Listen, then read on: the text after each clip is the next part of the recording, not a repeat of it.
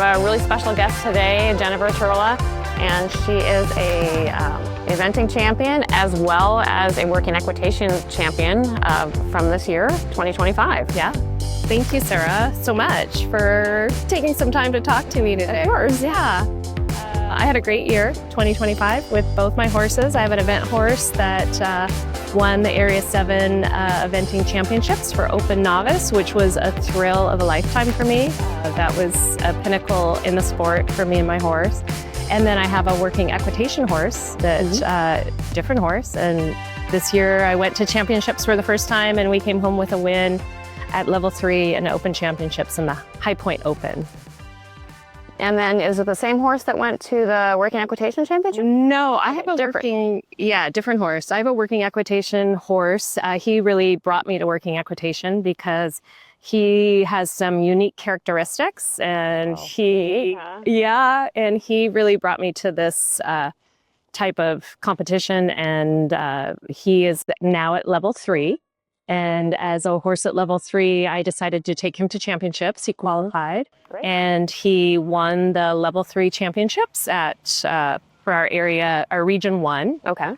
And that was in Oregon. And then he also won, which was very exciting, we won High Point Championship with that. So all the open professionals kind of do a collective, and so we had the highest score of all. The best score of the whole championships? Wow, that's quite a feet. Tell me, what were the unique characteristics? Well, my horse, Andy, he's LNR Andy Stargazer. Okay. I purchased him, it's just, a very interesting story in that I purchased him kind of sight unseen off of Craigslist because I love Appaloosas. Oh, I love a good appy. I love a good appy. And he was a 3-year-old. And when the person sent me the video, she sent me the video and said, he's Appaloosa Tennessee Walker. Oh. And my first question was, can he canter? Oh, and of course. Yeah, because sometimes their gaits, they don't have a K or 3-beat canter. Totally. So she said, yes, he does. And she sent me a video. And he had a gorgeous trot. And I thought I would take him on and train him. And his canter has always been a challenge, but it's getting stronger. And he will not jump. He will jump, but he won't be an upper level jumper with that type of canter. He just does not have that type of power to go galloping across a cross-country horse. So he has very nice gaits. He could be an exceptional dressage horse, just straight dressage, but he's not a giant warm blood, so he wouldn't be competitive. So I started dabbling in working equitation with Kira Guterson. She brought working equitation to Vashon, and I did a clinic just introducing the obstacles to one of my horses. And then she brought it to Bainbridge. Wow. And I kind of dabbled in it with Andy, and he just took to the obstacles. And he understands the obstacle like a good Appaloosa. Well, he's smart. He has a huge level of stamina. He could go all day long like a good cow horse, a good working equitation horse. And he has a nice uphill carriage from the Tennessee Walker. All right, so if I was just getting into working equitation, what's your best advice? My best advice would be to go to the website, actually. The website, they've done a phenomenal job of kind of having the rules accessible. And having the different obstacles, how to ride them, very accessible, and having the different shows and qualified professional instructors. That's a program that they're trying to grow. So there's a lot of qualified professionals out there that aren't on their website. Yeah. But if you want to get dabbling in it, go to the website and check it out, and then go to a schooling show. And honestly, enter a schooling show. Once you've introduced your obstacles to your horse, learning how to ride it in a successive course is really the next step.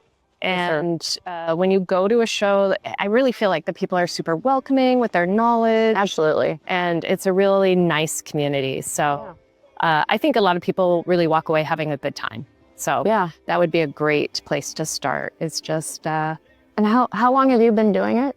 I've been doing it for 2 years. 2 years. So So when Andy and I just first did the obstacles, and I talked to Kira, and Kira said, hey, you know what?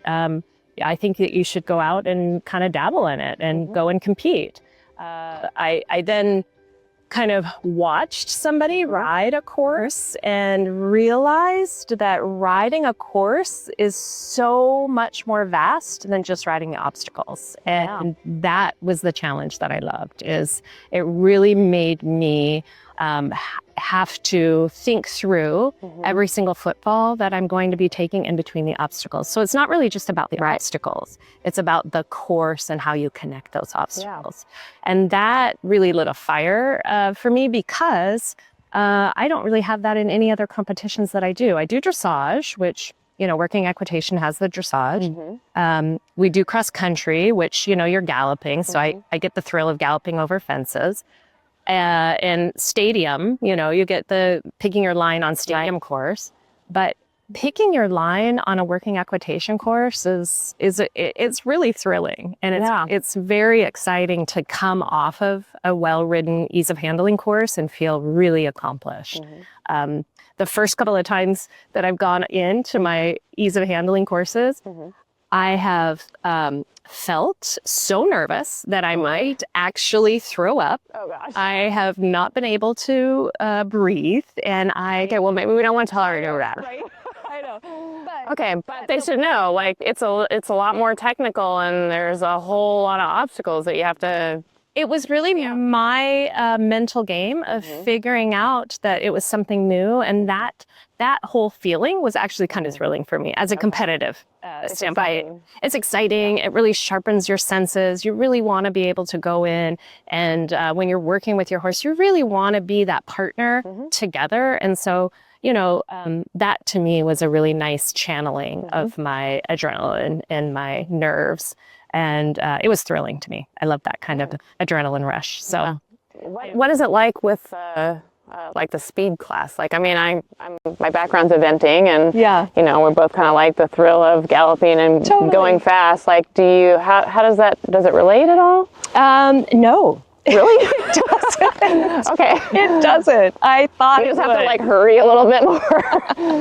I totally thought it would be the same. And the first couple of times I went for a speed, I did that. I just went for broke, thought Royce has a good gallop. Did you knock anything down? I didn't knock anything down, but what I did is I came off of that course and my horse was a bit fried. Okay. And I had to really rethink how I mentally create this athletic horse that I have in dressage and ease of handling for my speed. I see. And actually, Chesna, who I have worked with, she was instrumental in saying, ride it the same way that you would ride a jump-off round in show jumping. And what that is tight lines. Look for your inside turns. Okay. Look for your tighter. Think about that. Yeah.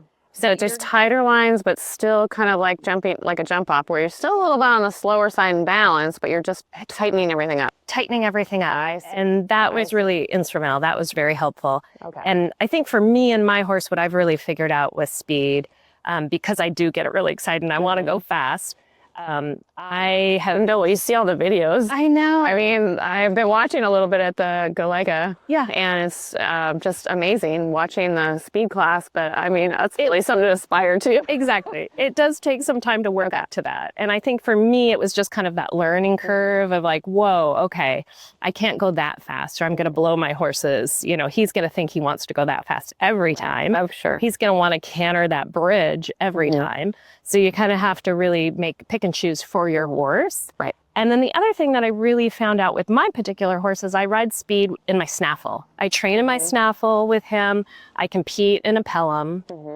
for ease of handling and dressage because he does get a bit forward and strong. I see. But once I go into speed, he's back in his snaffle. And that really gives me the chance to kind of hold him and not be too sharp in his mouth. So, you know, you kind of learn certain things that work for your horse. But yeah, that was my first excitement for Working Equitation, was that speed round. And then I realized, okay, there's a lot. I don't know. I guess that's the eventer in me wanting to, like, I feel like that's the thrilling part. Yeah. No. But I think that that's what's so exciting about Working Equitation is, you know, there's so many different parts to it that it really helps with the trainability of your horse, that partnership, and it really meets you where you're at with that horse. So I love that anybody can do it with, Western tack and English tack are competing equally. And when you get the obstacles down, then it's really the beauty of connecting those obstacles. So I love the sport. Yeah. I think really, truly, it rewards, the partnership. It's the one type of discipline where your partnership is rewarded, your teamwork with your horse is rewarded. And I think that there's kind of, you could ride through anything in the event world. Once a horse knows how to jump, they know how to jump. Same with the obstacles, but it's... You really got to be in tune with that particular horse. Yeah, you really have to... that type of partnership is rewarded because if there's any type of tension, it's going to show up. And it's going to show up in your obstacle. It's going to show up in your movement from one obstacle to the other. And I really feel like that partnership is rewarded. I do think that sometimes you see tension creep in when you see maybe on some, videos out there of working act. But I think that the thing that people don't understand is that's the speed round. And speed round is going to have that tension kind of... Yeah, because it's faster paced. Because it's faster paced. But the art of working act is really at that partnership with your horse. Being able to take any horse and feel like you can accomplish anything. You can accomplish a dressage test and, accomplish your obstacles. So, I think I really love that. Honestly, that should be great for Pony Club. I think the kids would really love it. Yes. Yeah. And our DC brought us to, in British Columbia, there was the Prince Philip Games, and it was part of Pony Club. And so we, every year, went up there and we learned the games, and then we would compete. And because it was Pony Club, so, not doing anything too, fast and furious or rough with your horse, there was that riding element. And I really feel like that quality of riding element really shows up in working equitation. And then, that thrill of kind of increasing your level of balance and all of that. So I think for the youth coming, people that want to have that partnership with their horse, I think the youth, encouraging them to come into working act. And then, I think that's... one of the things I noticed at the Region 2 championships, and this is just being a complete outsider, was that there also was a focus on horsemanship. And I saw all of the riders go through an inspection where they were, checking the horses, especially, I know that it was at that level, but I assume that there's a level of horsemanship that goes hand in hand with working equitation. Yeah, I really think so. They did that also for Region 1 championships. We had a trot up, and I think it's similar, to eventing actually, in that your horse is doing all three phases. And so, having that partnership and having a horse that you can really take good care of, keeping them sound, and that idea of moving them up the levels, which is really kind of, a nice part of working act. Starting out, you have level 1 through 7, and I always am thinking about when and how I will get to level 7, being a master's. And so I think you want to keep your horse sound, you want to keep them strong and fit and athletic. And so that horsemanship does really shine through. And it's fun to see. All right. What are your plans for next year? Well, for next year, I'm looking forward to doing level 4. All right. That has some interesting challenges, the double slalom, cantering, and walking in between, which we saw in educational video that you had put out, which was super helpful. So level 4 would be on that. And then before I go on to level 4, though, I do want to get my last few scores for my bronze medal in USA WE. So USA WE has different medals. I didn't know that. I know. Wow. It's really, really cool. So to get your bronze, you need 8 scores at level 3. So I need 2 more scores. Okay. And then I'll move on to level 4. Great.